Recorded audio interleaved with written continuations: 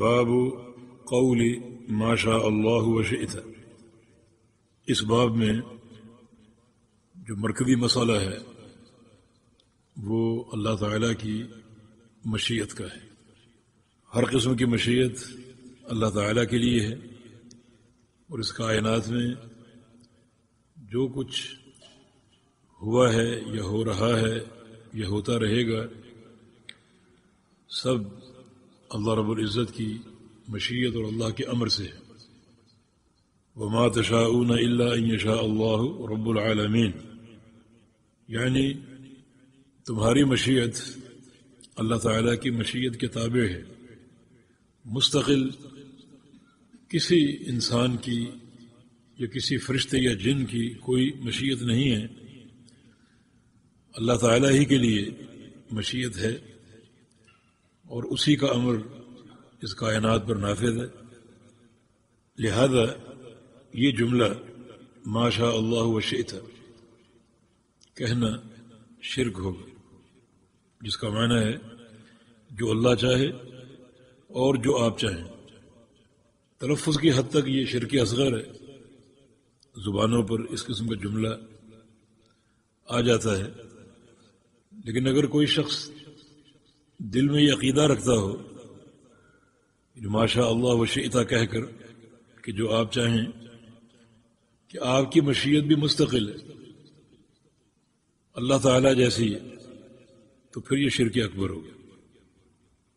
مشیت صرف اللہ تعالیٰ کے لیے ہے، لہذا اس تعلق سے اپنا عقیدہ ہمیں درست رکھنا چاہیے، اور اپنی زبانوں سے ایسے الفاظ یا جملے ادا نہ کریں جو شرک کی حدود کو چھوتے ہیں، کیونکہ شرک بڑا بھیانک گناہ ہے۔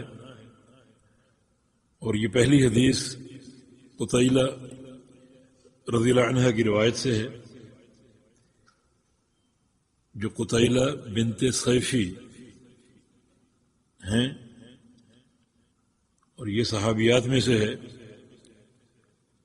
اور مہاجرات میں سے، جنہوں نے مکہ سے مدینہ ہجرت کی۔ یہ فرماتی ہیں کہ ایک یہودی نبی پاک صلی اللہ علیہ وسلم کی خدمت میں حاضر ہوا،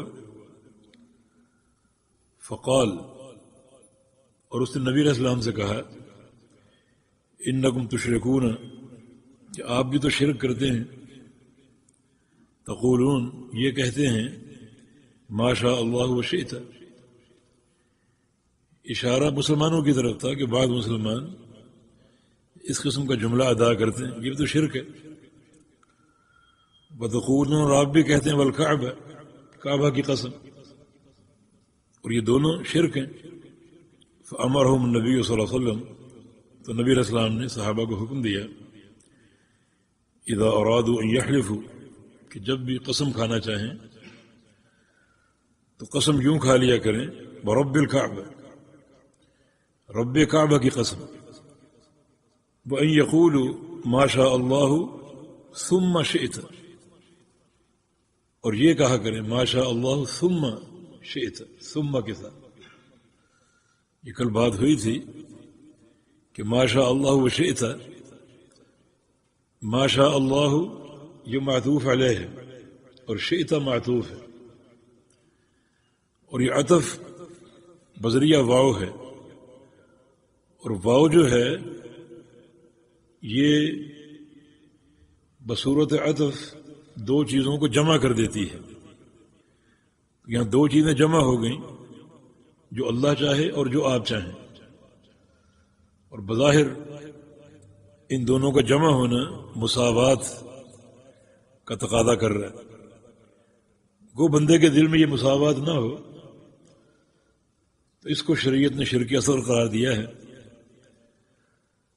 اور اس سے گریز کرے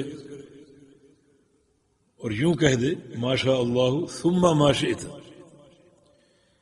ثم میں تاخیر ہے، تراخی ہے، یہ بھی عطف ہی ہے، لیکن یہ عطف برائے جمع نہیں ہے، بلکہ اس میں تاخیر ہے کہ اللہ چاہے پھر یا اس کے بعد جو آپ چاہیں۔ اس سے کیا ہوگا؟ آپ کی مشیت مستقل نہیں ہے، آپ کسی مشیت کے مالک نہیں ہیں، بلکہ آپ کی مشیت، آپ کا ارادہ اور اختیار اللہ تعالیٰ کی مشیت کے تابع ہے۔ تو یوں کہہ لیا کرے۔ اس تعلق سے 3 طرح کے جملے ہیں۔ سب سے مکمل اکمل جملہ ما شاء اللہ وحدہ، جو صرف اللہ چاہے، یہ کہنا چاہیے، ما شاء اللہ وحدہ، جو صرف اللہ چاہے۔ یہ سب سے کامل اور اکمل جملہ، مکمل جملہ، جو توحید کی اساس پر ہے، اور اس میں کسی قسم کے شرک کا کوئی شائبہ نہیں۔ اس کے بعد ما شاء اللہ وشئت، یہ حرام ہے، یہ ناجائز ہے۔ اس میں عطف بذریعہ واو ہے جو دونوں مشیتوں کو جمع کر رہی، جس سے سننے والے کو تاثر مل سکتا ہے کہ دونوں مشیتیں مستقل ہیں۔ یہ حرام ہے۔ اور اگر یہ جملہ ادا کرنے والے کا عقیدہ یہی ہو کہ اللہ تعالیٰ کی طرح آپ کی مشیت بھی مستقل ہے، تو پھر یہ شرک اکبر۔ اور تیسرا جملہ ما شاء اللہ ثم ما شئت، یہ جائز ہے، کیونکہ اس میں ثم سے جو تراخی حاصل ہو رہی ہے وہ اس بات پر دلالت کر رہی ہے کہ آپ کی مشیت مستقل نہیں، بلکہ آپ کی مشیت اللہ تعالیٰ کی مشیت کے تابع ہے۔ یہ حدیث سنن نسائی میں ہے صحیح سند کے ساتھ۔ اور اس سے ایک بات اور معلوم ہوئی کہ حق کی بات یا حق کا کلمہ کسی سے مل جائے تو وہ قبول کر لینا چاہیے۔ یہ بات یہودی نے کہی تھی اور نبی علیہ السلام نے اس کو قبول کر لیا اور صحابہ کو حکم دے دیا کہ تم بالکعبہ نہ کہو اور ما شاء اللہ وشئت نہ کہو۔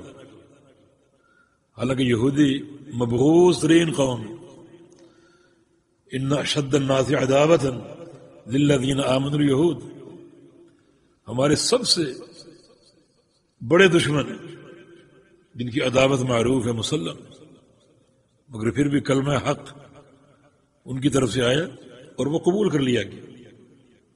اور نبی صلی اللہ علیہ وسلم جو بھی حکم دیں گے صحابہ کو یا اپنی امت کو، وہ لازماً اللہ تعالیٰ کی وحی کے تحت ہوگا، وحی کے بغیر نہیں۔ یہ کلمہ حق گو ایک یہودی سے ملا، لیکن رسول اکرم صلی اللہ علیہ وسلم کا فرمان، کیونکہ آپ ناطق وحی ہیں، وما ينطق عن الهوى ان هو الا وحی یوحى، تو آپ نے صحابہ کو یہ حکم دے دیا کہ آئندہ اس طرح قسم نہ کھائیں اور ایسا جملہ ادا نہ کریں جس میں کسی کی مستقل مشیت کے عقیدے کا شائبہ بن جائے۔ تو ہمیں بھی اس قسم کے کلمات سے گریز کرنا چاہیے۔ الحکمت ضالۃ المؤمن، حکمت کی بات، دانائی کی بات، حق بات ہر مومن کا گمشدہ سامان، اس کے حقدار ہم ہی ہیں، وہ کہیں سے بھی آئے اسے قبول کر لینا چاہیے۔ اور دین اسلام میں کوئی ایسا تعصب نہیں۔ یہودی خود متعصب تھے، پرلے درجے کے متعصب۔ عبداللہ بن سلام کا واقعہ معروف ہے، انہوں نے آ کر اسلام قبول کر لیا۔ نبی علیہ السلام کے بارے میں علامتیں پڑھ رکھی تھی تورات میں، مگر قوم کا پروپیگنڈا کہ وہ ساحر ہیں، جھوٹے ہیں اور شاعر ہیں اور جادوگر ہیں، اس بنا پر قریب نہیں آ رہے تھے۔ لیکن جو تورات نے پڑھا تھا وہ سارا منطبق ہو رہا تھا، تو نبی علیہ السلام کے قریب آ گئے دیکھنے کے لیے کہ آپ کیا ہیں، دیکھیں سنیں۔ جب آ کے قریب سے نبی علیہ السلام کو دیکھا تو فرماتے ہیں کہ ایقنت بان ھذا الوجہ لیس بوجہ کذاب، اندر سے میرے دل سے یہ گواہی اٹھی کہ یہ چہرہ جھوٹے انسان کا چہرہ نہیں ہو سکتا، یہ چہرہ جھوٹ بول ہی نہیں سکتا۔ اور نبی علیہ السلام صحابہ کو واعظ کر رہے تھے، نصیحتیں کر رہے تھے، وہ بھی سنی۔ افشوا السلام واطعموا الطعام ولین الکلام، وصلوا باللیل والناس نیام تدخلوا الجنت بسلام، سلام عام کرو، بھوکوں کو کھانا کھلاؤ، گفتگو نرم کرو، جب دنیا سو رہی ہو تو تم اٹھ کر نماز پڑھو، تہجد کا اہتمام کرو. یہ کام کرو گے تو تدخلوا الجنت بسلام، بڑی سلامتی کے ساتھ جنت میں داخل ہو جاؤ گے. اسلام قبول کر لیا عبداللہ بن سلام نے، نبی علیہ السلام کا چہرہ دیکھ کر اور آپ کی یہ گفتار، یہ باتیں سن کر، یہ فرامین سن کر. اسی وقت کچھ یہودی دور سے آتے دکھائی دی، لگا کہ اسی راستے سے گزریں گے. عبداللہ بن سلام نے کہا کہ میں چھپ جاتا ہوں، آپ ان سے میرے بارے میں پوچھئے گا، ان پر ایک حجت قائم ہو جائے. چھپ گئے، یہودی قریب آ گئے، آپ نے روک لیا انہیں، پوچھا کہ کیف الرجل فیکم عبداللہ بن سلام، عبداللہ بن سلام کیسا انسان ہے؟ کہا کہ سیدنا وابن سیدنا، تمہارا سردار ہے، ہمارے سردار کا بیٹا ہے. فرمایا کہ اگر وہ اسلام قبول کر لے، کہنے لگے یہ ممکن ہی نہیں کہ وہ اسلام قبول کر لے. عبداللہ بن سلام چھپے ہوئے تھے، باہر آ گئے اور فرمایا کہ اشہد ان لا الہ الا اللہ وان محمد عبدہ ورسولہ. یہودی کھڑے کھڑے مکر گئے. ہم نے نہ کہا تھا کہ سیئنا وابن سیئنا، دال کو حمزہ کر دی، پہلے سیدنا کہا تھا، دال کو حمزہ، سیئنا وابن سیئنا. ہم نے کہا تھا بڑا برا ہے، اس کا باپ بھی بڑا برا ہے. تعصب، حق جانتے تھے، پہچانتے تھے، مگر قبول نہیں کرتے تھے. اس لیے قرآن نے غیر المغضوب، مغضوب کہا ہے، مغضوب علیہ، اللہ کے غضب کے مستحق. غضب کا مستحق وہ ہوتا ہے جو حق کو پہچانے اور قبول نہ کرے. اور ضال کون ہوتا ہے؟